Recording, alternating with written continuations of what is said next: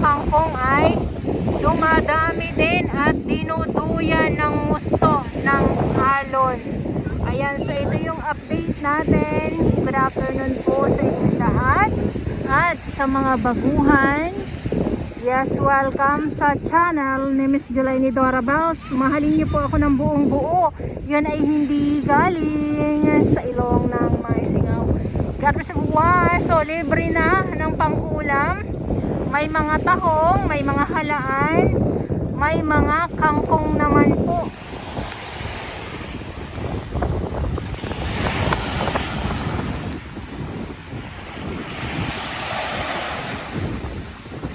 Lakad tayo.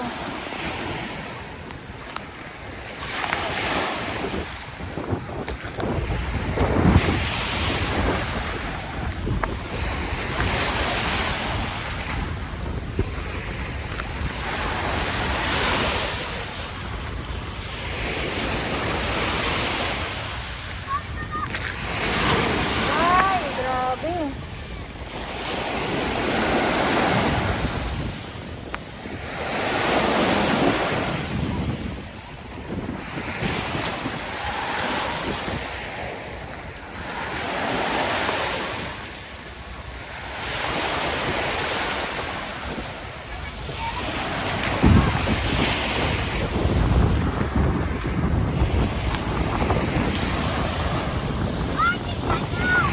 Lakad.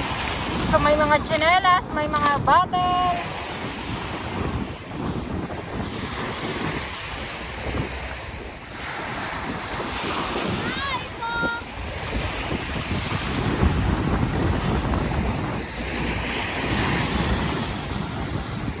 Grabe.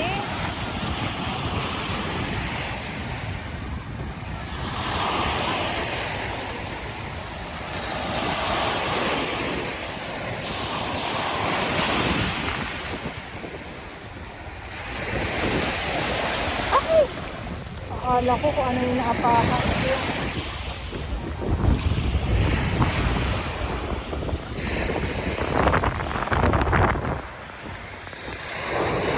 Oops! Ang lakas ah.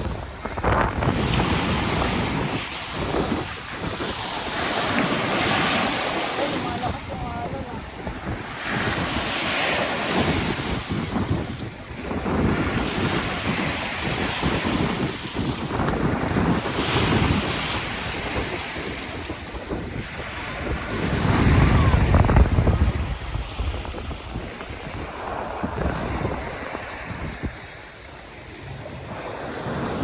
Ikot ko lang kayo para makita ninyo.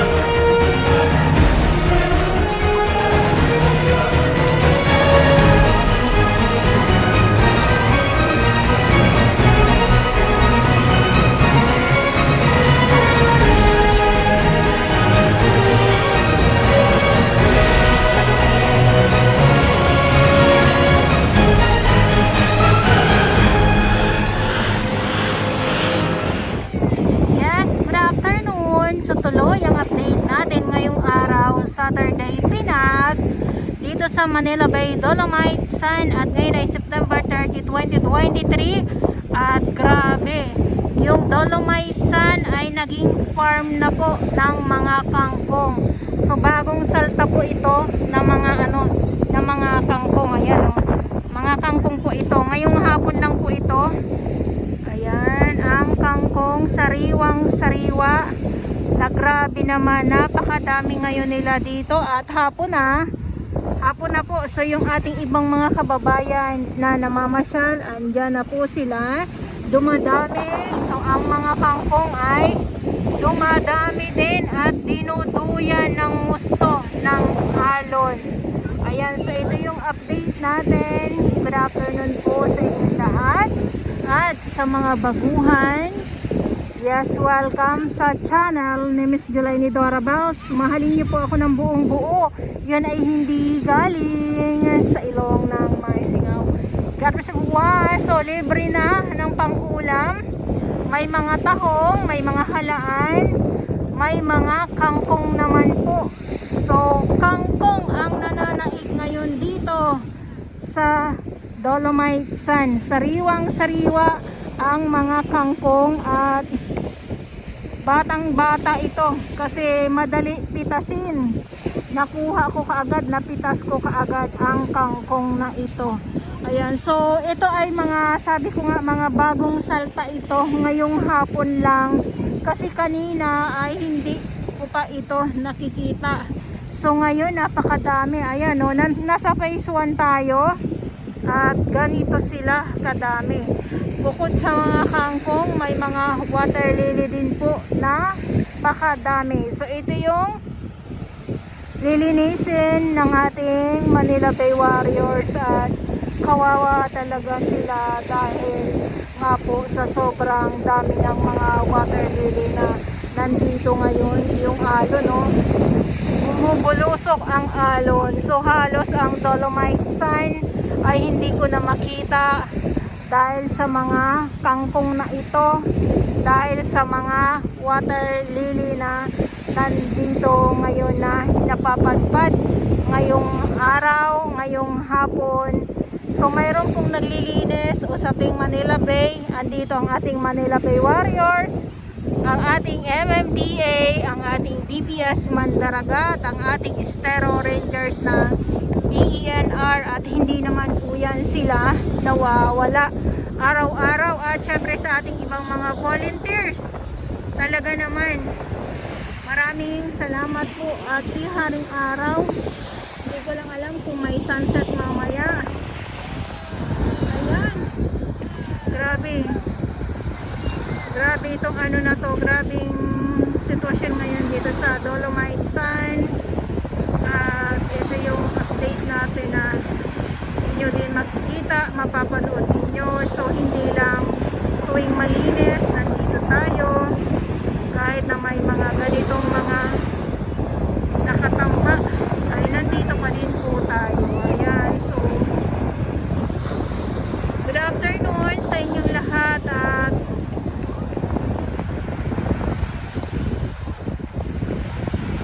maraming salamat po sa inyong lahat sa pagsama ninyo, sa panonood ninyo ng ating update dito ngayon sa Manila Bay Dolomite Sun.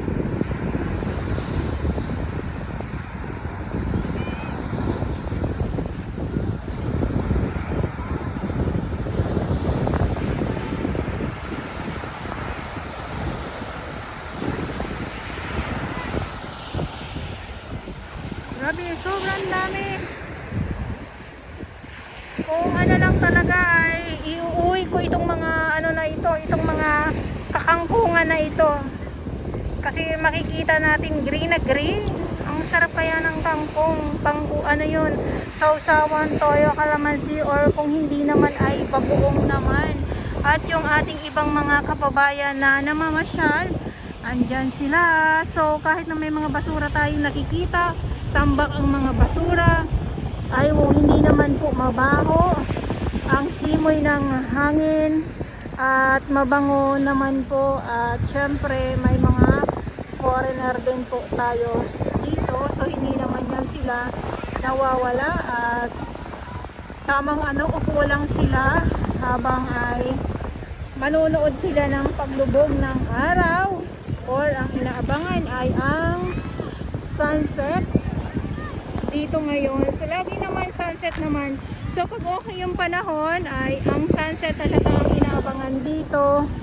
At syempre kung ay maulan, wala tayo makikitang sunset dahil nga ay masama ang panahon. So eto mamaya, so hindi lang natin alam kung okay nga yan at yung alon. So ito yung mga kangkong na yan, mga water lily, hanggang doon po yan. At dito sa may gilid nitong US Embassy naman po. So yun, kahit na malakas ang hangin, malakas ang alon, okay naman ang simoy ng hangin at hindi naman siya mabaho sa ating mga viewers, sa mga gusto magtanong. Ayan, so yun lang. At dito naaliw ako sa mga kangkong na yun kasi sabi ko nga ay pwede nang pang ulam, libreng pang ulam kumbaga, diba? So kaya lang syempre hindi natin alam kung saan ba galing ito, kung malinis ba yan, kung pwede pa kainin. Ayun.